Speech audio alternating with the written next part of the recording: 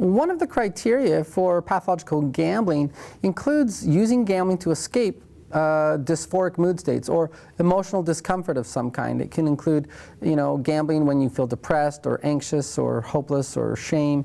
And for some, they report gambling when they feel bored. Boredom is kind of an interesting experience. And a lot of patients who gamble will say, when I don't have anything to do, I don't have anything going on, I just kind of get restless, and then I go and I gamble.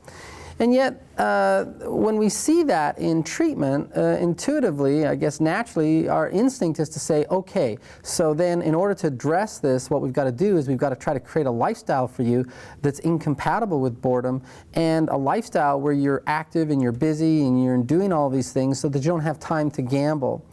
Ironically, this might, in the short run, alleviate some of the proneness towards boredom. But in the long run, we might actually be doing a disservice to patients, because what we're doing then is making them more susceptible to future episodes of boredom where they're going to be in need of yet more external stimulation from their environment.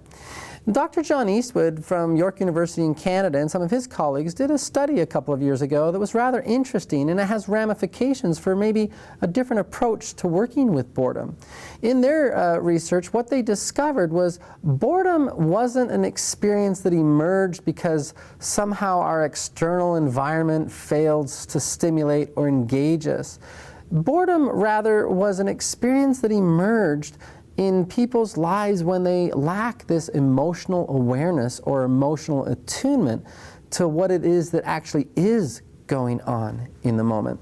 So the ramifications of their study, interestingly, might suggest a paradoxical approach to working with boredom.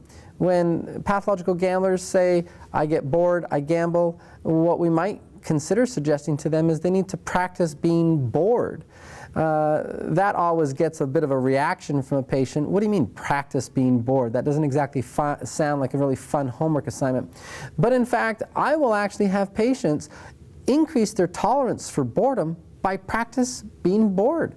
I'll tell them to go home and spend 10 or 15 minutes a day and just stare at a white wall and don't think about anything else. Just let yourself be consumed by boredom and be curious about what happens in the moment, and not necessarily feel like you have to do anything.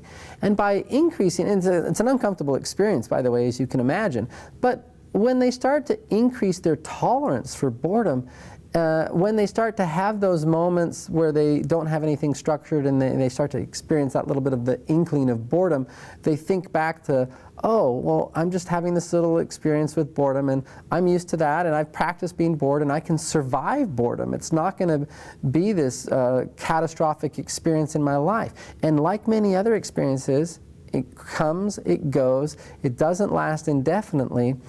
And by leaning into that boredom, they actually increase their tolerance for it and are able to cope with boredom in a lot more efficient ways, rather than historically what happens is they get into a tug of war with that boredom, and it's a tug of war that they often lose. Like Dr. Eastwood and his colleagues discussed in their research, they said it's the insidious of boredom is kind of like thrashing around in quicksand. The more you thrash, the deeper you sink. And so this idea that you stop thrashing and you just be present, the fear is I'm going to sink, but in actual fact what happens is they find that they are more empowered to actually cope with boredom in their lives, because it's something that isn't this experience that they dread per se. It may not be the most comfortable experience, but it's an experience that they've given themselves the opportunity to become familiar with, and they realize it comes, it goes, just like everything else, and it doesn't have to be a trigger for gambling behaviors.